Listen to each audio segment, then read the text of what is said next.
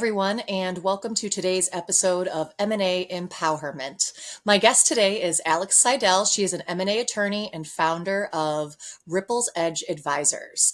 So welcome to the show, Alex. So excited to have you. If you could take a minute to just intro yourself to our guests and describe your role in the M&A process. Absolutely. Thanks so much for having me, Kelsey. I'm stoked to be here. So I practice as an M&A attorney in the lower middle market, primarily on both actually buy side and sell side. And then I started a growth consulting company where we help companies, me and my co-founder, help companies grow with the exit in mind. Excellent. And tell us a little bit about your role in that process with the buyers and the sellers. Yeah, so on the when I practiced as an M&A attorney, I was just doing the deal, right? So I'm structuring the deal, I'm papering the deal, and then I'm closing the deal. Now we're jumping in with businesses at an earlier stage. So we stay about 2 to 5 years before they're looking to sell. So we can come in and help them strategically grow with that exit in mind. So really ensure that we're putting things in place to make them as attractive to the market as possible. So that also means, the highest multiple they can get and the highest purchase price, but also it means their readiness. It means when a company is a potential buyer is coming to look to see if they want to buy the company and they look under the hood, everything looks good. It's nice and shiny. The corporate house is in order. Accounting looks good. All of those things. We're kind of coming in and helping them ensure that that structure is being put in place as they're growing. So it's not so much a sprint to the finish line right before, maybe we're burned out, we're ready to sell, we want to just go. We want to have those things in place earlier. So we help them, again, that really just attractiveness, value, and readiness. So meaning, are their expectations in line with what the process is going to look like? Really just preparing them for, what I call a marathon, not a sprint. Right, absolutely. Because I'm sure that with a lot of your family founders and whatnot, this is probably the first time that they've been through this process.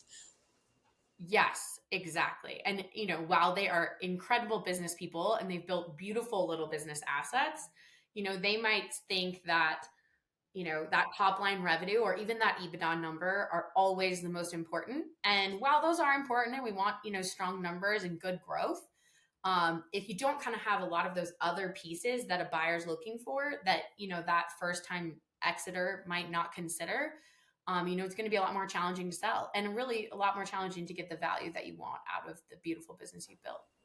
Yeah, absolutely. And especially too, this is kind of their life's work. So, there's a lot of emotions, there's a lot of stuff that kind of goes into that.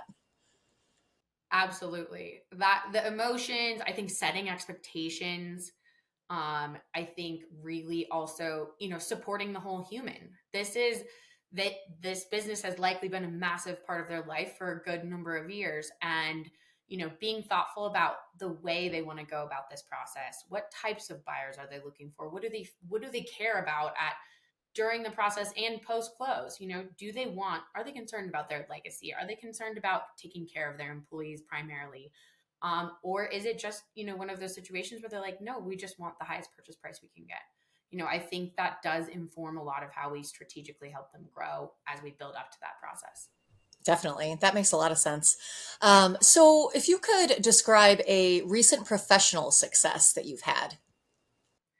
Yeah. So we've had a client, we're almost full circle on this client. So I helped him acquire, he was an entrepreneur through acquisition.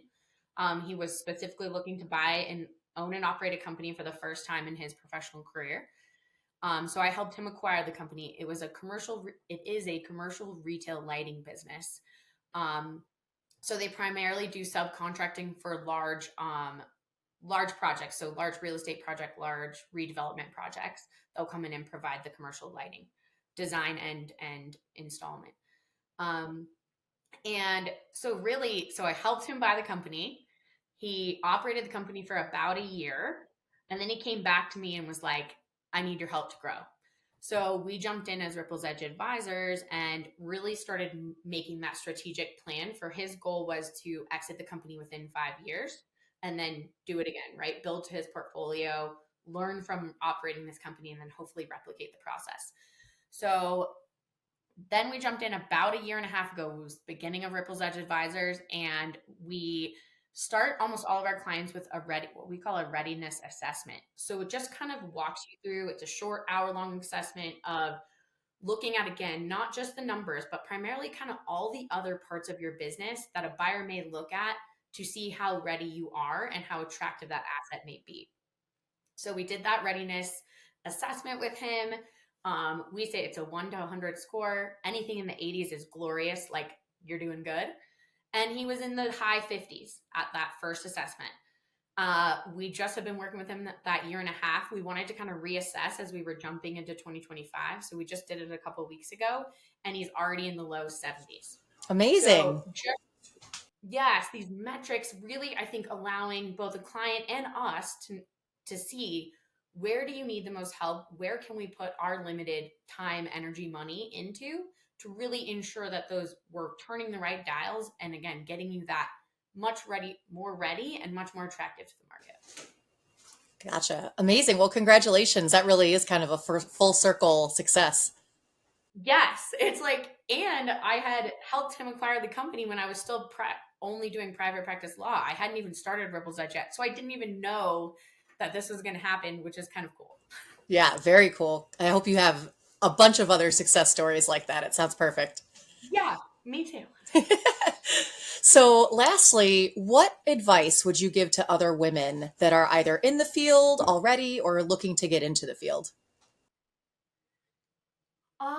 I think first and foremost, like, jump in, engage, don't think too much, just do.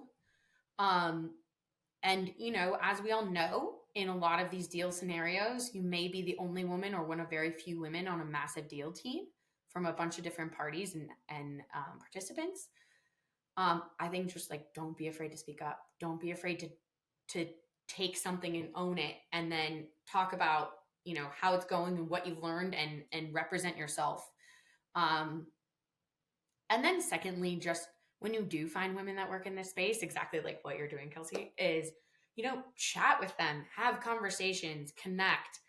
It is something different when you're working with a woman in the space, who understands what it's like to be in a male dominated field, and use them, tell them, work through whatever you need to work through with them. I mean, just saying, like, pick up the call, pick up the phone, talk to them. Because in my experience, the women in the field have been such incredible connections and so much unexpected loveliness. I don't know how else to say that. Like, it's just a different experience. And I often find, I think women working in this space lead human first a little bit more. And not that there aren't men that don't, but I think it's a little more top of mind for women in the space. Yeah, I completely agree with all of those points. It's, I think we've both been in rooms where it's only us as the woman in, a room of maybe even 20 or a deal team of 20 when you're looking at both Yeah. sides, maybe even more. It's kind of crazy. But you're right. I Oh, mean, yeah. doing things like this, having these conversations, whether or not it's we work together next month, maybe it's a year, or maybe it's, maybe we just kind of continue these conversations. But you know what? It's all Exactly. worthwhile. 100%. And I mean, I'm pretty sure I got connected to you because I found you on LinkedIn and reached out to you. Like, Yep.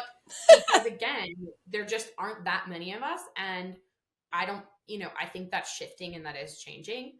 But, why not connect and lift each other up, and hopefully, in a generation or two, this won't even be a conversation. But for now it is. And it's exciting to, connect with the women that are doing the work now. Absolutely. Very good. Well, again, everybody, thank you so much, Alex, for joining us. This is Alex Seidel. She is an M&A attorney and founder of Ripple's Edge Advisors. And thank you again for joining us. Thanks so much for having me, Kels. I appreciate it.